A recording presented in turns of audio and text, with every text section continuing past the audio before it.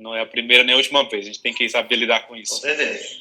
Mas, bem, até para a gente, né, depois preservar essa versão do vídeo, só retomando, né, que esse é um espaço que a gente criou aqui na Sopos para poder, né, contribuir aí com essa pauta tão relevante nesse mês, né, de junho do orgulho LGBTQIA+, reconhecendo também, né, que é uma pauta muito valiosa aí em toda a discussão social e que a gente não queria, né, deixar de passar esse mês, só nas últimas horas do mês, na verdade, né, sem ter a oportunidade de também colocar aqui nosso tijolinho nessa construção aí de conhecimento que está sendo criada. Então, me apresentando novamente, eu sou o Márcio, eu sou psicodramatista de data, sou administrador de empresas, venho dessa área de formação, de gestão de pessoas nas organizações. Esse é o meu principal setting de atuação. Estudo desenvolvimento humano, cultura organizacional, tenho um mestrado nessa área, é um interesse científico meu fazer pesquisas nesse sentido. E meu encontro com o psicodrama foi algo muito válido, né, para eu conseguir ampliar o meu olhar, né, para olhar para essa realidade humana dentro do mundo do trabalho de uma maneira diferente e com mais espontaneidade e criatividade. Estou aqui com o Wesley. Wesley, então, mais uma vez, seja bem-vindo. Se você puder rapidinho se apresentar novamente, para a gente não perder tempo, né? essa parte do vídeo. Certinho, então. Muito prazer, muito obrigado de novo pelo convite. Eu sou Wesley, sou psicólogo, psicodramatista, terapeuta comunitário, bailarino. Igual eu falei antes, né? Eu havia trabalhado com dança, tinha uma carreira há muito tempo. Depois eu fiz a formação em psicologia. Tem 3 anos que eu trabalho só na área clínica. Hoje eu trabalho numa clínica de assistência médica e trabalho também no meu consultório particular. Faço trabalhos no atendimento bipessoal e em grupos. Acho que do papel profissional é isso. Vamos lá. Muito bom, Wesley. Interessante a gente estar aqui juntos, poder falar sobre isso, porque fala também da nossa experiência, né? Você já falou, já se apresentou com uma pessoa da comunidade LGBT, eu também faço parte dessa comunidade, então a gente tem uma experiência de vida aí que pode agregar muito na nossa discussão, para além, né, de apenas a abordagem. Não tem nada como ter a experiência da pele e poder falar sobre isso, tá bom? Então, contextualizando, né, continuando a contextualização, né, e trazendo um pouco da perspectiva do sócio, né, como essa discussão hoje, né, ela está presente aí em diversas dimensões da nossa sociedade, é uma pauta presente nas famílias, é uma pauta relevante no mundo do trabalho, é uma pauta do mundo do direito, da educação, né? Então, quando a gente pensa na contribuição socioeducacional do psicodrama, a ideia é como que a gente, né, gera aprendizagem, né, das pessoas através de encontro, né, que é a essência do que é o psicodrama. Então, como promover, né, essa expansão, né, de possibilidades deste universo, não apenas para quem é uma pessoa da comunidade LGBT, mas também para quem não é e está aí nessa sociedade se relacionando com esse tema, né, criando espaços, abrindo oportunidades no mundo do trabalho, ampliando a aceitação das pessoas dentro das famílias, dos grupos sociais. Então, acho que o psicodrama, no setting sócio, né, ele vai poder ajudar dentro dessa forma. Wesley, quero ouvir você. Ótimo. Dentro do psicoterápico também é bem parecido, né? Eu costumo muito dizer isso, que a gente vai trabalhar muito com essa amplitude da consciência, né? Que é dentro até da própria filosofia do psicodrama, do Moreno, que é essa consciência do ser em relação, né? Nós, o ser humano, se adoece e se cura nas próprias relações. Nós somos um ser em potencial, um ser espontâneo, criador, e que dentro de nós existe uma centelha divina e que a gente está a todo momento em relação com os outros. E, então, somos seres relacionais. Tudo vai girar dentro do grupo, da dinâmica da relação com a sociedade, com os indivíduos. A gente precisa desenvolver habilidades para estar em relação, para estar em grupos. E essas habilidades por exemplo, ter empatia, ter alteridade, ter respeito. São habilidades importantes que, às vezes, são papéis que a gente vai desempenhando e que ficam muito cristalizados e enrijecidos. Então, uma visão psicodramática vai trabalhar muito no desenvolvimento desses papéis bem desempenhados e numa compreensão de consciência coletiva, né? Que a gente vive em sociedade, que a gente precisa se adaptar e se abrir para o novo. se abrir para as possibilidades, para a pluralidade do humano, né? Para a pluralidade da diversidade, que é uma das maiores riquezas que a gente tem. Perfeito, Wesley. E você fala de pluralidade, né? Eu acho que está na base também, né, da visão psicodramática do mundo, né, trabalhar o plural e o diferente. Fazer com que isso seja, né, uma prioridade, né, nesses ambientes, né, sociais, é ser um grande promotor de mudança, né, uma mudança de mentalidade, uma mudança de concepção, né, do que é se viver nesse século XXI, né, e do que é entender a presença dessa diversidade, que aqui a gente está falando, né, da comunidade LGBT, mas também se dá com o movimento negro, também se dá com as mulheres em maior evidência, né, dentro de alguns ambientes da sociedade e muitas outras formas, né. E quando eu penso aqui nas experiências relevantes, né, que eu tive através do psicodrama, eu sempre gosto de lembrar o trabalho que eu realizei junto com um parceiro que também é do psicodrama, o Janice, talvez ele entre aqui em algum momento com a gente. Ele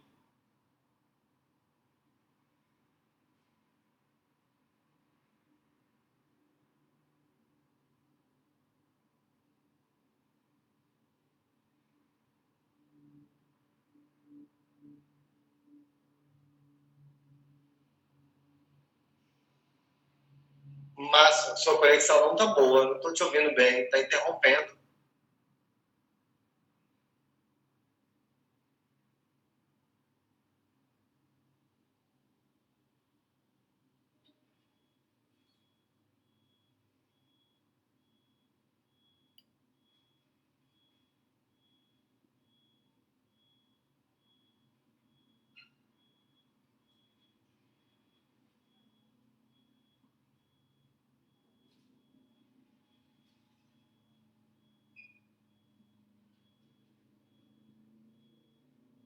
Não tô te vendo, não tô te ouvindo.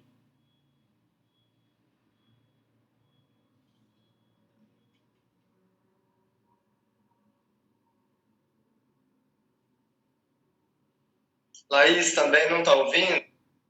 Gente, dá um feedback aí pra gente.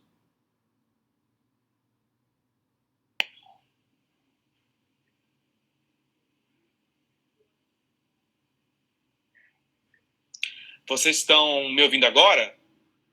Agora melhorou. Agora eu te ouvi. Melhorou? Ah, que bom, que bom. Eu mudei aqui a minha conexão, mudei 3 vezes, na verdade. 2 Wi-Fi diferentes, eu depois fui pro 4G, voltei, mas acho que agora vai dar certo. Agora ficou bom. Que bom, então vamos lá. Então, assim, só para resumir, né, o que eu acho que eu estava tentando falar, então, nesse momento aí que a conexão pegou, eu estava tentando falar sobre né, como né, você falou de pluralidade, e eu estava tentando, né, trazer essa consciência, assim, né, de que a pluralidade é a questão, né, básica aqui, né, da vivência psicodramática, e de que eu tenho uma experiência, né, que para mim foi muito relevante, né, que eu fiz dentro de uma organização com um parceiro, que é o Janice, que eu comentei, onde a gente pôde trabalhar junto com um grupo de afinidade, ou seja, um grupo de pessoas LGBT dentro da empresa, né, como que a gente tratou, né, essa questão como um movimento de mudança a partir desse grupo, né, dentro desse ambiente. Então, primeiro, né, a gente precisava tratar desse grupo. Né? A gente precisava fazer com que esse grupo se sentisse seguro, se sentisse forte, né? Para poder se expressar, né? Dentro da organização e conseguir levar essa discussão para frente. Então, a gente utilizou bastante o psicodrama na criação de cenas, né? Cenas históricas que essas pessoas viveram em relação a como é ser LGBT no mundo do trabalho. Então, trouxeram diversas cenas muito sensíveis, né? Algumas com questões muito aparentes, né? Muito fáceis de identificar, como questões de preconceito, como questões de discriminação, e algumas não tão visíveis a olhos mais desavisados, mas intimamente muito forte para as pessoas, né? Pequenos posicionamentos, pequeno microbullying, sabe? Essas coisas que às vezes não são tão expressas, mas que passam sutilmente no dia a dia, mas a pessoa que é impactada, ela reconhece aquilo, né? Ela sabe que é com ela, né? Então, a gente primeiro trabalhou essas cenas, né, dessas pessoas, para poder trazer mais espontaneidade para que elas vivessem essa identidade, né, dentro da empresa com mais liberdade. Aqui a gente tinha grupos de pessoas gays, homens gays, mulheres lésbicas, tinha um homem trans no grupo. Então, dentro de um universo organizacional, né, onde a coisa é tão programada, né, onde há um ambiente de tanto controle, né, poder trazer um pouco de saúde para viver esse papel foi muito importante. Então, esse foi o primeiro passo, né? Como emancipar essa comunidade, né, dentro de um ambiente empresarial, e depois disso, como fazer uma mudança, né, como gerar aprendizagem na organização como um todo, através, né, dessa comunidade, empoderando essa comunidade para agir, para se expressar. Então, acho que essa foi talvez uma das experiências mais significativas e uma das primeiras, inclusive, que eu participei, né, sobre a questão LGBT num ambiente social e organizacional. E eu queria, né, compartilhar para que a gente pudesse falar um pouco a partir disso. É esse olhar mesmo, né, de ir além, né, de olhar para esse indivíduo, para esse ser humano, para além daquilo que ele apresenta, o aspecto da sexualidade, da orientação sexual, é apenas uma questão, né? Eu costumo muito trabalhar isso dentro do processo terapêutico, né? Porque a pessoa traz uma carga muito grande da sua história, dessa dificuldade da própria aceitação. Então, é importante ir construindo, junto com essa pessoa, a sua identidade, o seu papel no mundo. O que te constitui como pessoa? Aí vai vendo que o aspecto da orientação sexual é apenas uma questão que constitui essa pessoa. Claro que é um aspecto fundamental da identidade, mas que às vezes é tão massacrado que isso se torna o mais importante, o mais evidente. Então, né, dentro de vários outros papéis, de vários fatores que influenciam e constroem a identidade da pessoa, a orientação sexual é uma delas, né? Então a pessoa fica pensando assim, olha, o tanto que é interessante, vou trazer um caso. Eu comecei a atender uma mãe, tem mais ou menos uns 2 meses, a gente já fez aí umas 8 sessões, com o seguinte dilema. Ela tem 2 filhos gêmeos e um deles se descobriu menino trans. Ele falou para a mãe, eu sou trans.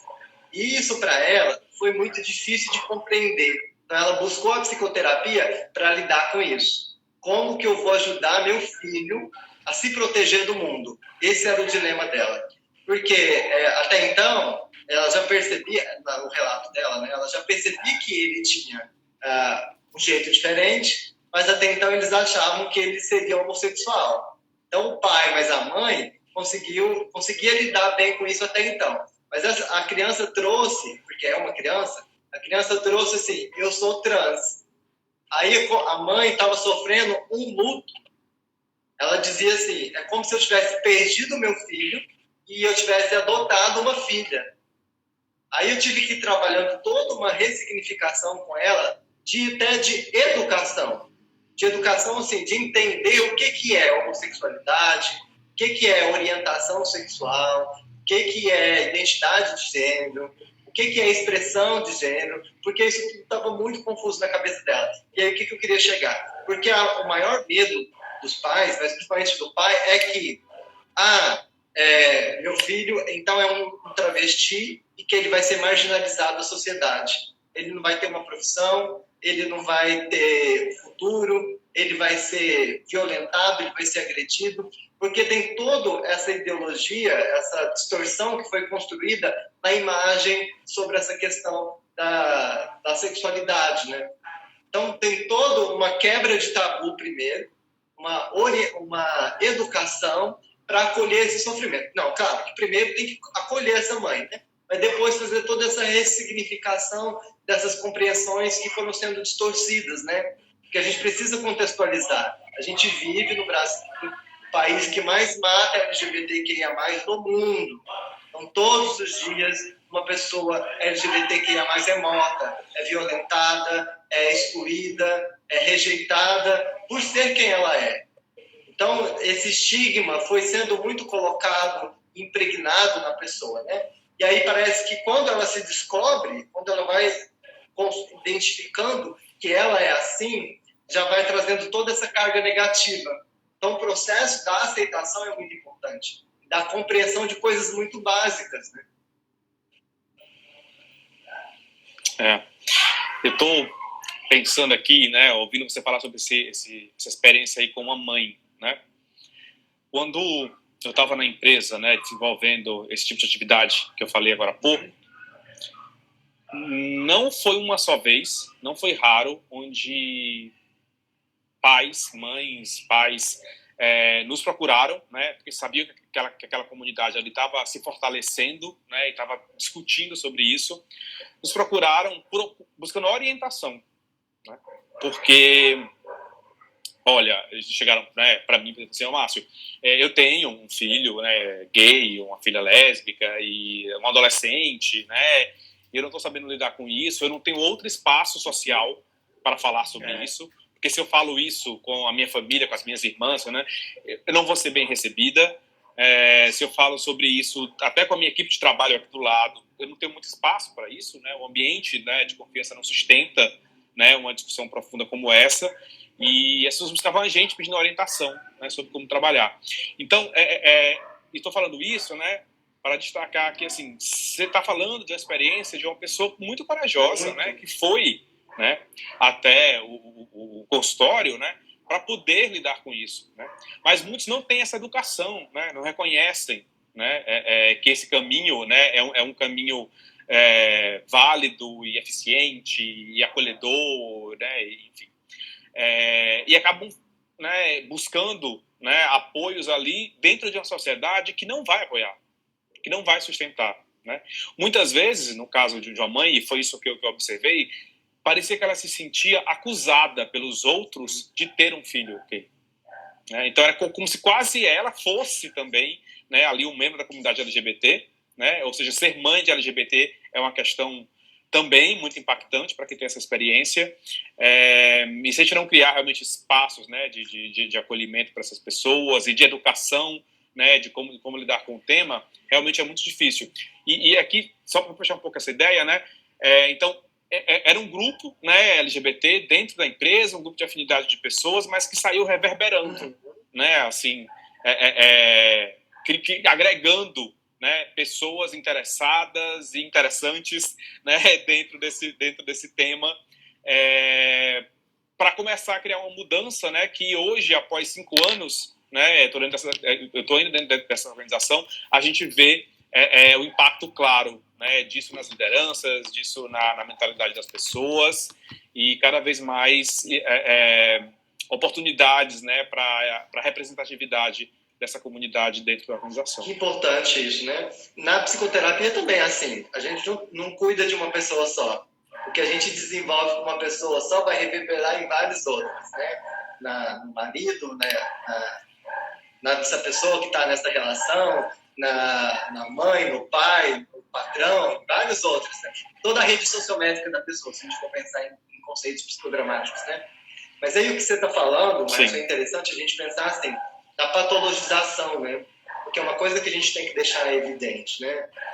Desde 1990, a OMS excluiu dos seus registros a homossexualidade como uma patologia. Então, desde essa época, não se trata mais a homossexualidade como uma doença. Até então, por isso dessa mudança de nome. É tão importante frisar essas coisas, porque o ano passado, quando eu participei de uma mesa redonda, de um bate-papo, a gente falando sobre isso, com psicólogos, a gente precisou muito ressaltar isso, o básico. A gente ainda precisa muito falar coisas básicas, coisas que são, às vezes, de novo vai falar isso? Sim, porque parece, para nós, às vezes é chato ficar repetindo essas coisas, mas tem muita gente que ainda não sabe e insiste em ficar falando as mesmas coisas. Por exemplo, homossexualismo. Não é homossexualismo, é homossexualidade. Homossexualismo remete à doença, à patologia. Não é uma doença, é uma orientação sexual. Então, isso é importante dizer, para deixar claro essas pequenas coisas, porque até dentro do ambiente da psicologia existe muito preconceito. Existe muita coisa, existem muitas pessoas fazendo coisas muito equivocadas, muito distorcidas, antiéticas, e Eu já recebi várias pessoas que foram atendidas anteriormente por outros profissionais que fizeram coisas muito ruins, assim, causaram uma imagem muito ruim. Então é importante pensar assim, nessa despatologização. E é isso que o psicograma também traz. A visão moreniana de homem é esse ser espontâneo, criador, que tem dentro de si aí esse fator E que é saúde, que é tão as palavras hoje tá plural, né? Tão singular. Plural. E vai se compondo, né, nos seus diversos papéis. Deixa eu ler aqui, acho que a Cleita falou assim, Márcio, existe a questão do amor da família, né? Eu acho que é isso que a gente está falando, né? Assim, no caso aí da mãe que eu trouxe como exemplo, né? Acho que essa pergunta dela veio a partir disso. Realmente, as pessoas acham que vão perder o amor da sua comunidade, né? Primeiro, o próprio né, LGBT tem essa experiência, né?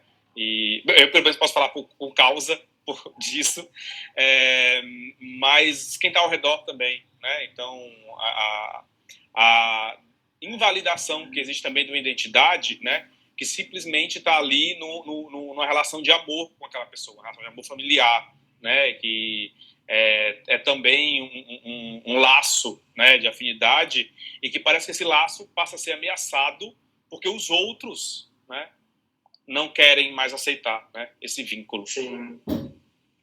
Isso é muito forte, porque traz marcas para uma vida inteira, né?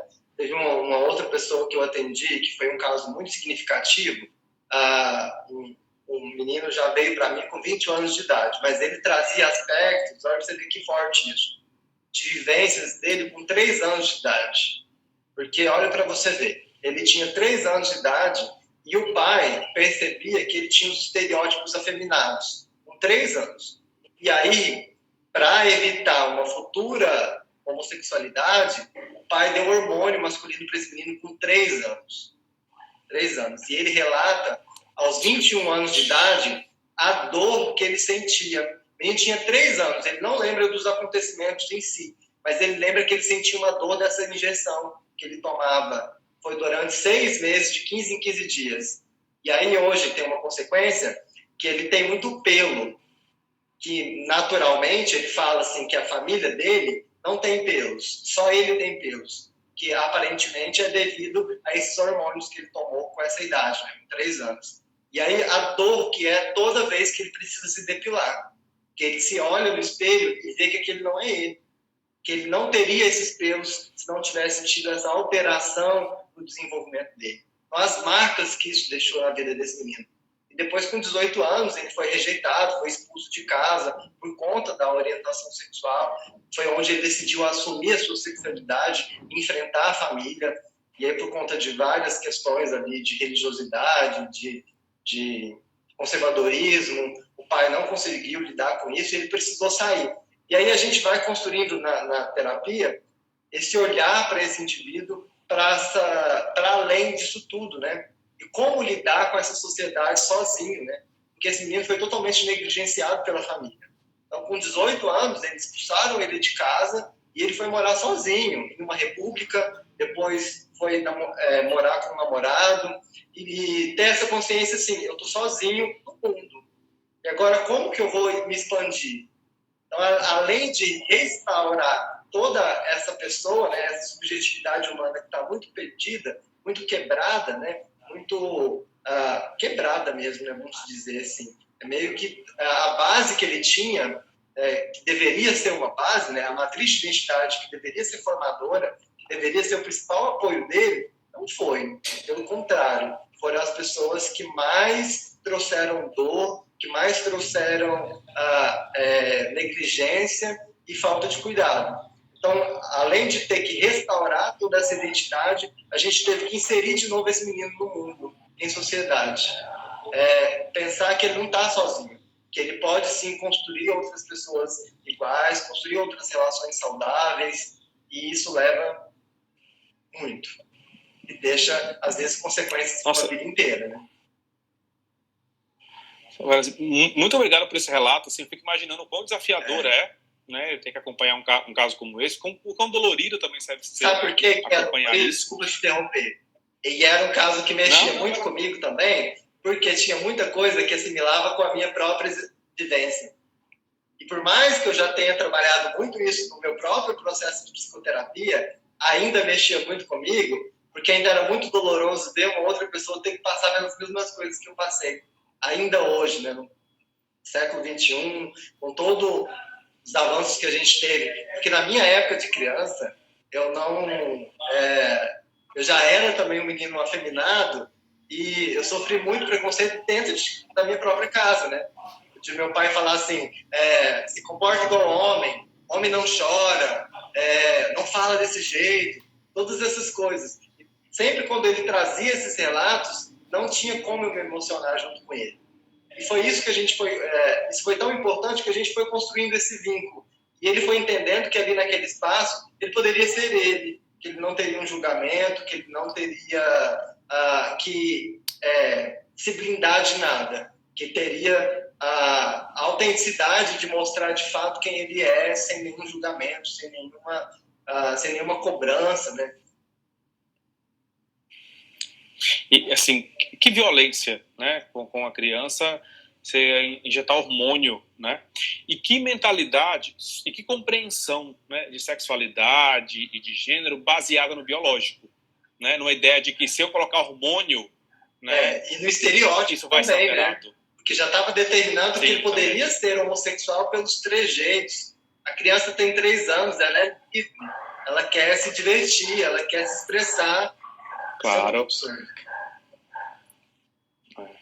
E é por isso que se faz tão importante o aspecto da educação, né? Uma educação para a consciência. Sim, sim. E acho que é daí que, né, que esses ambientes que a gente está falando, cruzam, né, setting sócio e clínico, se cruzam com muita potência, né? A Mara trouxe um comentário, a Mara Sampaio, sobre a validade desse espaço que eu comentei dentro da empresa, né, reverberando inclusive numa mãe de filho LGBT.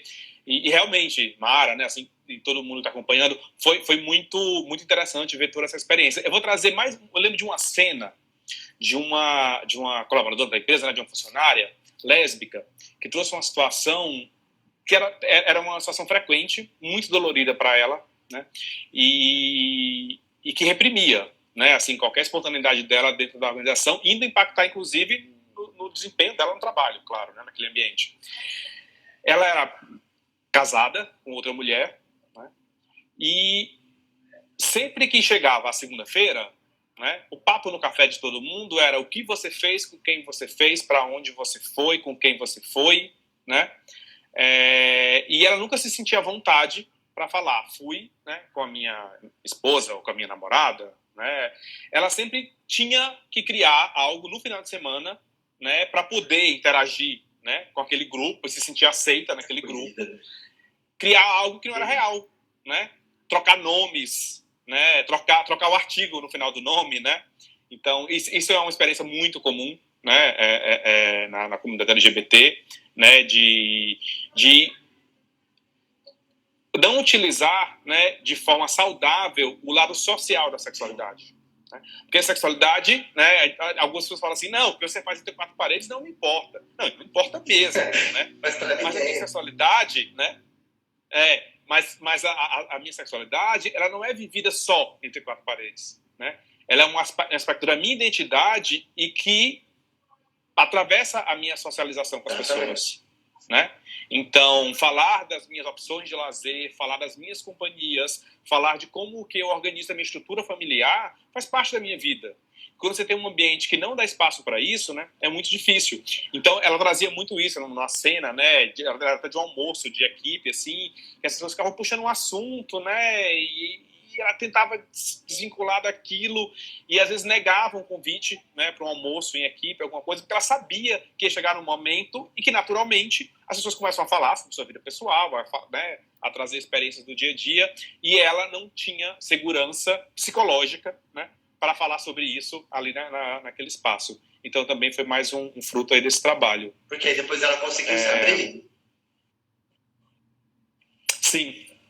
Sim, ela fez um processo muito lindo, muito lindo, de inclusive trazer a esposa dela para dentro da comunidade do trabalho, né, para festas, adotaram junto uma criança, todo mundo acompanhou essa saga, sabe? Foi para outro lugar, a experiência, né?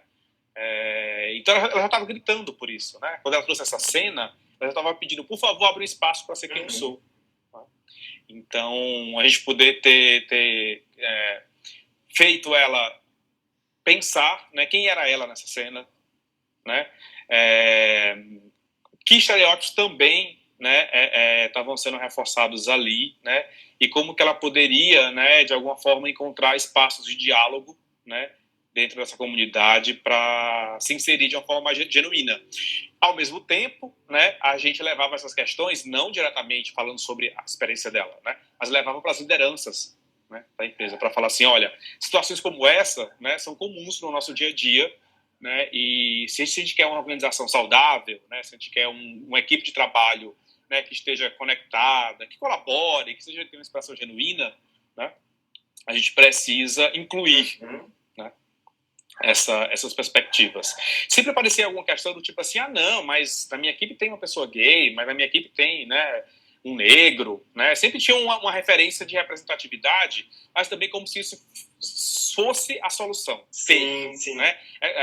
Aquela piadinha, né, aquela frase que deve conhecer, né, que diversidade é chamar para a festa, né, inclusão é tirar para dançar, né? Então tinha gente ali dentro, mas a gente não se relacionava com esse aspecto da vida das pessoas. A gente até sabia, fulano é gay, fulano é lésbica, né? Tem uma pessoa ali assim, mas essa era uma questão que ninguém se relacionava com esse tema, né?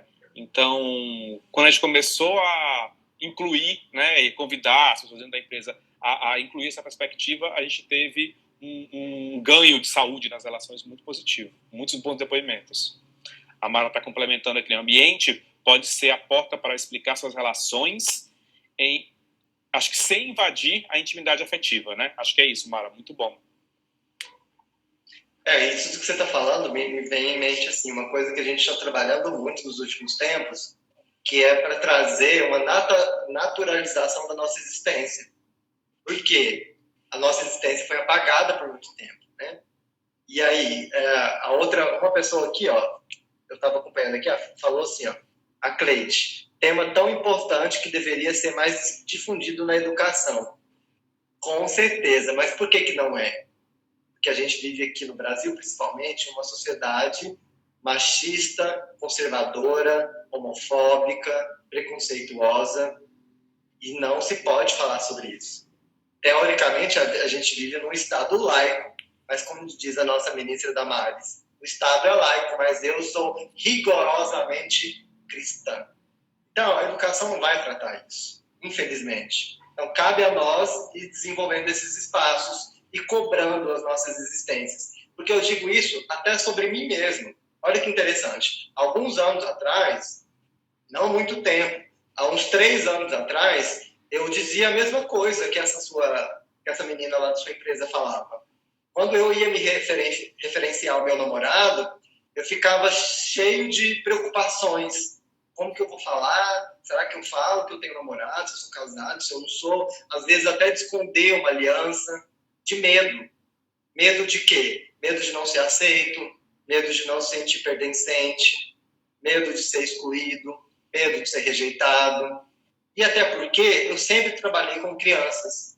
Antes da psicologia, eu dava aula de dança para crianças. E aí isso aparecia muito assim, não se pode falar sobre isso com criança. Porque você vai incentivar a criança a ser gay, você vai incentivar a criança a desenvolver uma sexualidade. Não mesmo. E aí entra hoje nesse processo de compreensão e de naturalização da nossa existência, que é um trabalho diferente de educação para a consciência, que é aquilo que eu estava falando. E aí eu vou falar um relato. Essa semana passada, uma amiga psicóloga minha, trabalha numa outra cidade aqui próxima, ela me fez um convite. Wesley, eu trabalho num projeto social e a gente queria muito abordar o mês do orgulho LGBTQIA+, só que, olha para você ver, só que precisa ser de uma forma que não leve a entender que a gente está induzindo os meninos a pensar sobre sexualidade. Olha para você ver. Eu falei, tá, me explica melhor. Aí ela falou assim, não, por conta que teve aquela polêmica da propaganda do Burger King, não sei o quê, Ó, não queria nem ter falado o nome de empresa, não, mas já foi. Que tratou a questão da naturalização da homoafetividade entre crianças. A compreensão. Porque houve também uma artista, há umas semanas atrás, que falou que era difícil explicar para uma criança 2 homens juntos. Aí a propaganda dessa empresa veio justamente assim. Você acha difícil explicar para uma criança 2 homens juntos? Pergunta para elas. E aí é justamente isso que essa propaganda trouxe, né? Perguntando para essas crianças o que eles sentiam e o que eles viam vendo 2 homens juntos, 2 mulheres juntos. E as crianças trouxeram uma naturalidade muito grande. É um menino que ama outro menino. É 2 pessoas que se gostam. São 2 pessoas juntas. Então, as crianças trouxeram isso com uma naturalidade muito grande. Então, o que isso evidenciou é que o preconceito, claro que é isso que a gente já sabia, né? O preconceito não está na cabeça das crianças, o preconceito está nos adultos. E é o que o Moreno também traz, né? A criança vem totalmente despida dessas coisas.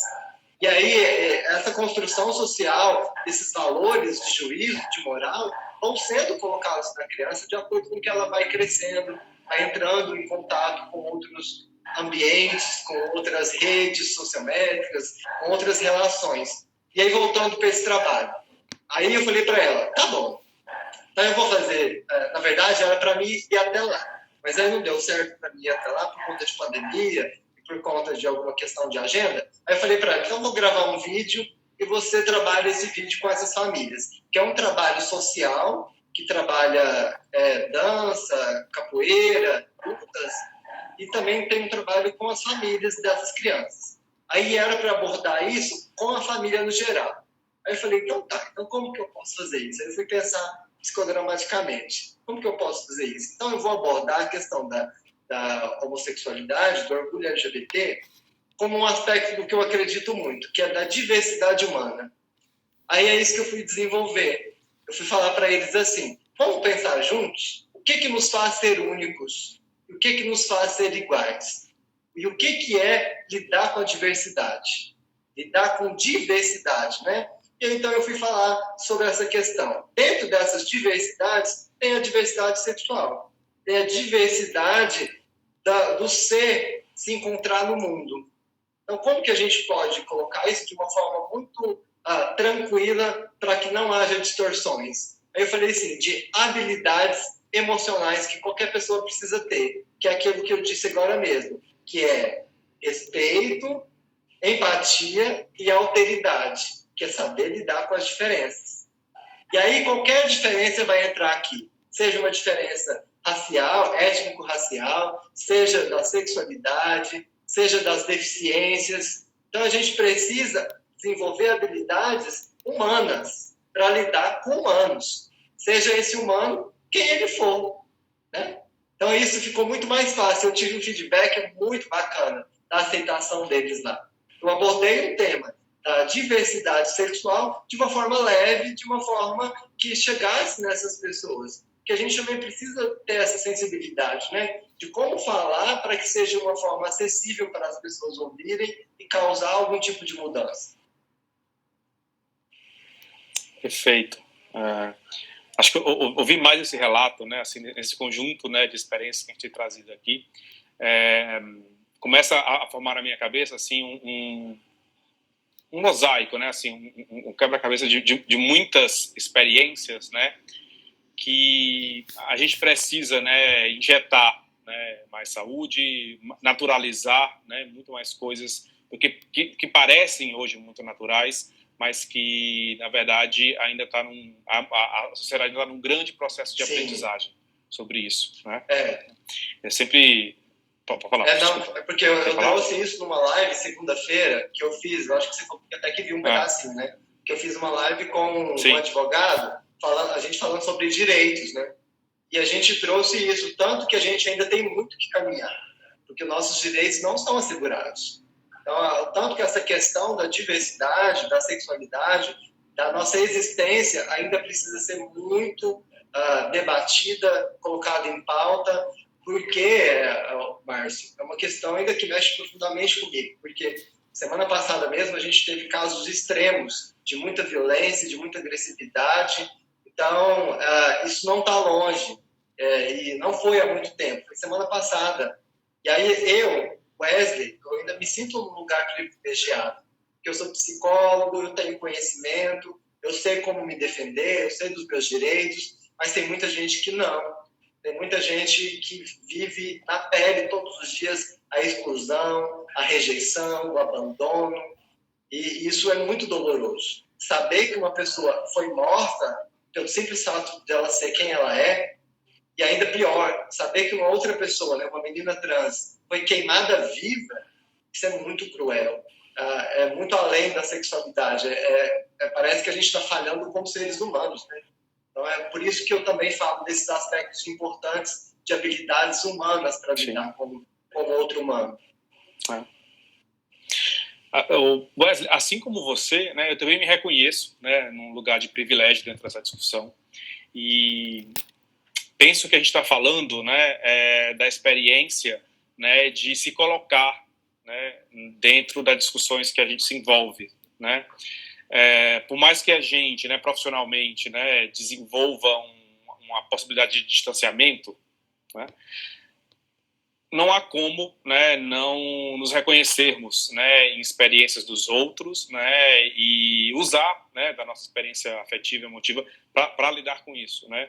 Eu acho que, assim, quem é um homem gay nos últimos 20, 30 anos no Brasil e não ouviu como você falou há pouco tempo, né, fala feito homem, né, pode se considerar um lugar muito privilegiado, né, e é uma fala que ressoa pela vida inteira, né, e poder tratar disso, né? Acho que no ambiente clínico, como você está trazendo, intervenções sociais, como a gente está propondo também aqui, é uma forma que o psicodrama tem, né, para ajudar, intervir, trazer saúde, né, e dizer que fala como homem, na verdade, deve ser traduzido como fale como você. Exatamente. Fale a partir de você, fale como você é. E que tenha interlocutores, né? Pessoas que possam ouvir essa voz, entendê-la e recebê-la, né? E não fingir de conta que não está ouvindo. Acho que a gente está indo para os finalzinhos. Wesley, você ia falar alguma coisa? Por favor, pode falar. Lá no finalzinho vai ter espaço. Sim, é isso mesmo que você está dizendo. Eu acho que o problema tem que aparecer, porque senão ele continua sendo negligenciado e ele não é transformado, né? Na live que a gente fez segunda-feira, isso apareceu. Uma assistente social que estava lá, ela perguntou, e aí, como mudar? Porque isso envolve vários aspectos, né? Isso envolve um aspecto político, um aspecto social, educacional. Então, porque a gente precisa de representantes que pensem por nós. Hoje, por exemplo, a gente não tem. A gente não tem representatividade no legislativo, no executivo. Então, isso é um ponto muito importante, porque a pessoa falou assim, o que a gente pode fazer diferente? Então, nós podemos fazer diferente o quê? Promover mudança dentro do nosso meio, dentro da nossa rede, e também exigir mudança. Exigir mudança e que as pessoas também se disponibilizem aí, né? Porque como a nossa fala era muito silenciada, a gente era muito excluído, não tinha nem sequer a possibilidade da gente estar nesses lugares, que hoje já tem-se pequeno, minimamente, mas já tem, né? Tem lá o deputado Teixe Miranda, hoje foi eleita recentemente a Érica, que foi uma mulher trans muito bem votada, muito bem colocada e que está trazendo pautas muito importantes, que foi perseguida, né? O Jean Willis também, que foi lá um deputado muito atuante, foi perseguido nessa segunda eleição que ele ganhou, Teixe teve que assumir no lugar dele. Então, assim, tentam nos silenciar a todo custo. Então, a gente promover esses espaços de fala, de discussão, de conexão e até de fortalecimento, né? É muito importante. É muito importante porque só assim a gente vai construir uma mudança nem pequena que seja, né? Sim. Estou lendo aqui, tem a Mara falando sobre a tríade que você trouxe, Wesley, que bom. Acho que a Mara adora, né, elencar esses pontos em Trindades. E obrigado, Mara. E o Alan Dubner, acho que é isso, está falando quais são as mídias, né, que podem ajudar a conscientizar, alguma recomendação para a escola e pais em geral. Você tem alguma contribuição aqui, Wesley? Mídia em que sentido? O que será que ele fala? Se o Alan tiver aí, fala pra gente. Mídia em que sentido? Por exemplo, canal de alguma pessoa que trata sobre esse assunto? O que você estaria falando sobre mídia? Livros? Porque tem. Bom, vamos tentar assistir. Tem muito. Tem o muito, negócio né? é as escolas se abrirem, né, Alan? Porque eu não sei se você viu, sim, essa semana, também pela repercussão daquela propaganda que teve, uma escola se posicionou muito equivocamente, de uma forma muito como se a gente tivesse, como se aquela propaganda quisesse induzir as crianças a se sexualizar. E eles até proporam uma escola de homofobia. Olha, pra vocês verem isso. Uma escola de enfrentamento a essa imposição dos gays. Era essa a coisa que a escola... Essa era a frase que a escola pôs. Então, isso é muito difícil ainda. Muito bom. O Leonardo faz um comentário aqui bem interessante, né? Ele fala que o mundo empresarial pode até incluir os LGBTQ+, afetivamente, mas os que são aceitos, né, entre aspas, né, ainda deveriam estar dentro de uma heteronormatividade, né, eles correspondem ao padrão, né? Essa discussão do gay padrão, né? Sim, eu acho que, como todos os espaços da nossa sociedade, né, as organizações... Está me ouvindo? Eu estou te ouvindo, que eu estava vendo aqui a mensagem. Pode concluir, depois a gente respondeu o Alan. Tá bom, tá legal. Tá bom. O Alan sim, voltou? Ele falou aqui, ó. Legal, tá bom. Filmes, né? Tô vendo agora. Então, deixa eu só concluir com essa ideia que o Leonardo trouxe, né? Que eu acho bem interessante, que é verdade, né? Eu acho que, enquanto instituições, né, criadas por essa sociedade, as empresas ainda têm essa tendência. Mas a gente já consegue identificar grandes movimentos de mudança, né? Então, eu conheço organizações que estão trabalhando em ações afirmativas para a comunidade trans, por exemplo, né, que estão buscando com vagas reservadas para essa comunidade hoje, né? Há essa necessidade. Eu trabalho numa organização que tem pessoas trans e que isso gera um movimento de mudança ao redor dessa experiência de ter uma pessoa trans na organização muito grande, né? Não só a questão mínima de o processo da folha de pagamento tem que se adaptar para colocar o nome social, que é uma coisa simples, mas que já é um transtorno, às vezes, na organização, poder lidar com essa mudança, né? Que é o mas direito não só na pessoa, burocracia, né? Mas sim, né? Então, assim, uma empresa que nunca teve uma pessoa trans nem pensou nisso ainda. Né? Então, na hora que você tem, você vai ter que adaptar os seus processos para essa realidade. Isso é uma coisa. Mas também há o movimento de mudança que é causado pela interação daquela pessoa no dia a dia. Né? A representatividade, né, que ela começa a gerar, né, você começa a ver que essa pessoa, ela sim pode estar no lugar dentro da empresa, numa função intelectualizada, numa função com resultados, liderando pessoas, entregando com qualidade. Então, a gente começa, aos poucos, tornar essa imagem comum, né? E aí tirar, né, aquelas imagens já conservadas do dia a dia para dar novas possibilidades de entender, por exemplo, a identidade trans dentro da empresa. Mas muito obrigado, Léo, por esse comentário. Excelente. Acho que faz ainda muito sentido. Mas eu ainda acho que existe muita exclusão, né? Pela pouca experiência que eu tenho nesse ambiente empresarial. Eu nunca trabalhei efetivamente como psicólogo em empresas, mas com a minha própria experiência como funcionário e com o que as pessoas trazem para o consultório dentro do papel profissional, né? Mas aí, voltando para o Alan, dentro de filmes, tem várias coisas legais já, várias produções interessantes. Por exemplo, tem um filme muito importante, que eu sempre abordo ele, aqui na Casa das Cenas a gente faz um evento que chama Psicodrama e Cinema. A gente traz um filme e depois, em cima desse filme, a gente aborda questões importantes que estão na temática do filme. E aí eu dirigi uma vez esse evento falando sobre o filme Orações a Bob. Esse filme é fantástico, porque ele trata muito várias questões dentro, mas principalmente sobre a orientação sexual do menino, do Bob, mas também em contrapartida com a religiosidade. Porque ele nasce dentro de um lar muito religioso, muito enrijecido com conservas religiosas, e ele não pode ser ele. A vivência dele, a existência dele é totalmente anulada. E aí tem todo o desenrolar do filme, né, que eu não vou contar, senão as pessoas não vão ver. E aí, só que no final traz uma mensagem muito bonita de inclusão e de ressignificação desses laços familiares, dessas compreensões do olhar para o outro. É um filme fantástico para poder falar sobre a questão da homossexualidade, sobre quebrando tabus, sobre preconceitos. Vale muito a pena assistir. Complementando o que você está trazendo, né, e até trazendo uma perspectiva, acho, mais mainstream, né, que está sendo produzido hoje. O cinema é cheio de referência para isso, né? O cinema tem muita produção para isso, das mais alternativas, né, as mais mainstream que eu estou falando. Mas teve um filme que foi muito badalado agora há pouco, que é o Me Chame Pelo Seu Nome, né? Um filme que fez muito sucesso e tal. E assim, se você for ver esse filme, se concentre no final dele, porque no final há um diálogo do pai com o filho que é arrebatador. Maravilhoso. Mesmo, ele é recente, é do ano passado. Isso, eu estou dando uma referência, né, bem fresca aqui das pessoas. Sabe outra coisa que, já falando de cinema, que me chamou muito a atenção?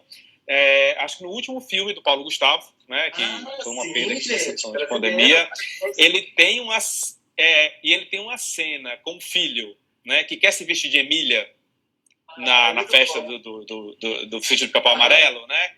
E eu não vou dizer que solução isso acontece, mas a cena é maravilhosa, né? A forma como a mãe ela entra em conflito, né? Porque o menino não quer se vestir de Pedrinho, ele acha muito simples a roupa do Pedrinho, e é sem graça a roupa do Pedrinho, né?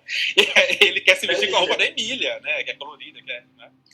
Enfim, e essa situação tá lá naquele filme, né? Dentro de uma comédia, mas foi um momento que eu parei refletindo no cinema, né? No cinema muito corriqueiro, fantástico, né? Esse filme, fácil, porque ele trabalha o casamento, o afetivo, e traz questões muito importantes. Fenomenal. E aí, falando também de escola, que foi o que ela perguntou, eu lembrei de um outro filme que é muito legal, que é Não Quero Voltar Sozinho, que traz a história de um menino que é cego, que está no ambiente escolar, que é muito bonito. Também traz uma história super interessante. Tem uma pessoa aqui falando de um filme que eu não conheço. Olha só, vou até anotar também para me assistir depois. Existe um filme brasileiro. Existe um brasileiro. Alice Júnior. Leonardo eu também não conheço, tá? Mas fiquei bem interessado. Se passou aí pelas meus streams da vida, em algum momento eu não percebi, mas boa dica. Vamos olhar, vamos todos aprender. A Adriane perguntou, pode repetir o nome do filme? Eu falei do Me Chame Pelo Seu Nome e falei desse último do Paulo Gustavo, que eu acho que a Minha Mãe é uma peça 3. Qual o nome do filme que você falou? Orações a Bob. Orações a Bob. Isso mesmo. Né? O Lá tá falando que está na Netflix, né? Que fala de uma garota trans que se muda numa escola do Sul. Olha que legal. Sobre transgênero também tem um outro filme que é o Garota Dinamarquesa. Você já viu? Incrível. Eu vi, incrível. Tem uma ligação ali do trabalhar o corpo, né, da mulher transexual, né, de uma maneira muito forte, né, assim, as imagens que de estar com o corpo. Muito bonito. Wesley, eu acho que a gente está chegando no final, conversa boa, né? E assim, queria, né, agradecer você por estar aqui com a gente nesse espaço, né, que a SOP abriu. É um prazer, né, trocar tão boas ideias, né, parabenizar aí pelo seu trabalho, eu tenho acompanhado você em outras lives, e deixar espaço aí para uma mensagem final sua, o que você quer, como você quer fechar aqui esse momento com a gente? Eu fico muito feliz que a gente está tendo essa abertura, que a gente está conseguindo chegar em lugares que antes a gente não chegava, e que de fato a gente possa se apropriar desses lugares com clareza, com informação, trazendo esse debate para um debate saudável, para um debate mesmo de inclusão, com responsabilidade, de fato incluindo todo mundo. Eu fico muito feliz com essas mudanças do próprio movimento psicodramático também, né? Porque o ano passado esse movimento foi incluindo aí essas diversidades, sentir que a gente é acolhido e também pode ser pertencente a esse grupo, é muito bom. A nossa totalidade, né? Que a gente, de fato, está se conectando com aquela proposta moreniana de criar vínculos, de criar rede, de se sentir pertencente a um cosmos, né? A um universo que é tudo junto ao mesmo tempo e todo mundo é responsável pelo outro, e isso é fantástico. Acho que é isso. Muito bom. Que o psicodrama continue colorindo o Isso. mundo, né? Eu só queria fazer um merchan rapidinho, né? A SOPS, ela está lançando, né, a nova formação, né, de nível 1, né? As inscrições estão abertas. Então, se você é psicodramatista, se você tem interesse em ser psicodramatista, tem afinidade com o tema, gostou aqui do nosso papo, por favor, se informe, participe com a gente, que vai ser muito bom recebê-los na nossa casa. Maravilhoso. É isso, Wesley. Mais uma vez, muito obrigado, sucesso. Vamos continuar nossa parceria e obrigado a todo mundo que reservou esse tempo aqui para acompanhar com a gente. Vocês viram que esse tema não é só relevante na discussão psicodramática, mas como para mim e para o Wesley também é muito importante, pessoal. Então, obrigado por estarem conosco colorindo o mundo. Obrigado, gente. Tchau, tchau, gente. Obrigado.